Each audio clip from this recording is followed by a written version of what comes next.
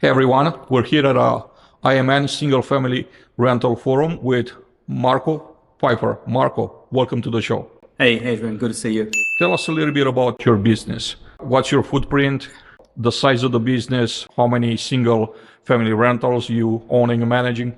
I'm an owner-operator, so I own a portfolio of rental properties across Florida, Georgia, Alabama, and Mississippi. As of right now, it's about 50, almost 50 rental properties. That's my portfolio. What are the trends that you see in those particular markets currently, Marco? In general, I mean, obviously with interest rates going up again, we had a little bit of a dip, but no going up. So it's a little bit challenging. Inventory sitting a little bit longer on the market. But I see still a lot of demand. I mean, there's still a lot of people moving into the area.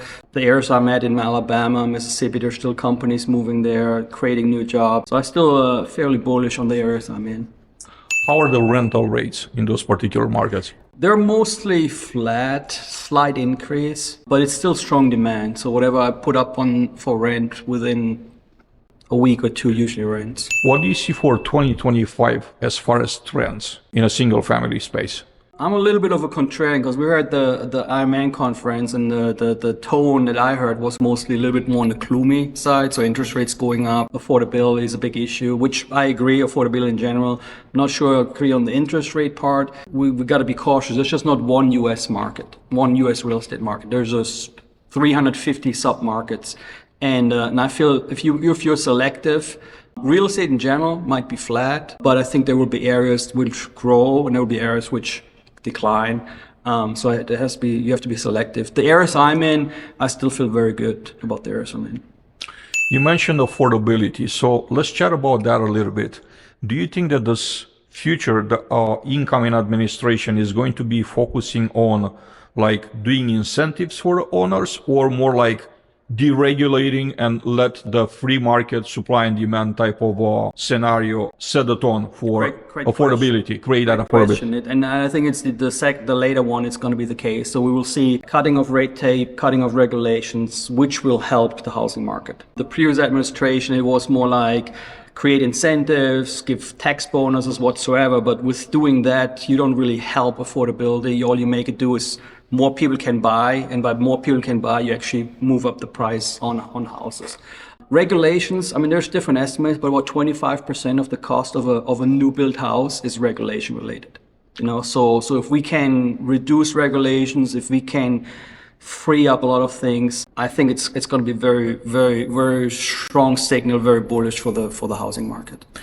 I know the numbers vehicle in a multifamily space are about 38%. 38 cents per each dollar are going into regulations, which is like mind-boggling. My mind cannot really comprehend how much of an incentive you have left to someone that develops when they almost have to work to do like split half and half with, you know, with the government, with the regulators. Absolutely. What other things do you see as being influenced, and in which way, by this incoming administration, the Trump administration, when it comes to real estate investments? It's going to be strong for real estate. I mean, I just read that the 100% bonus depreciation will come back, or they're planning on bringing it back, which was a big boost for real estate back in 2017. That will free up a lot of capital. It will bring a lot of capital into the market. The other part is what a lot of people underestimate is perception. So if people are more positive, more optimistic, it will be a boost for the economy. You know, versus if you talk about, hey, there's not much of a GDP growth, we got to get used to that, everything, we kind of got to limit our expectations and stuff like this. Versus, hey, let's go, let's free up, let's reduce regulations, let's invest, let's grow. I think that's it's going to be a big mindset shift. With that will be positive perception. With that will be a boost for the economy. Marco, last question. What are the things that you're looking for when you're investing in real estate? What are the things that make a real estate investment appealing for you? Number one is cash flow. Number two is cash flow. Number three is cash flow. So all I invest for is cash flow. Obviously, there's other criteria that come in is with where is the property located, what type of property, and whatsoever.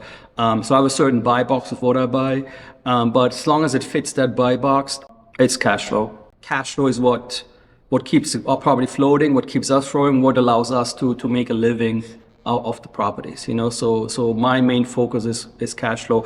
As a former CFO, obviously I understand all the financial metrics and whatsoever, and I look at them. If a property doesn't provide the cash on cash return that I look for, I'm just not going to proceed with it.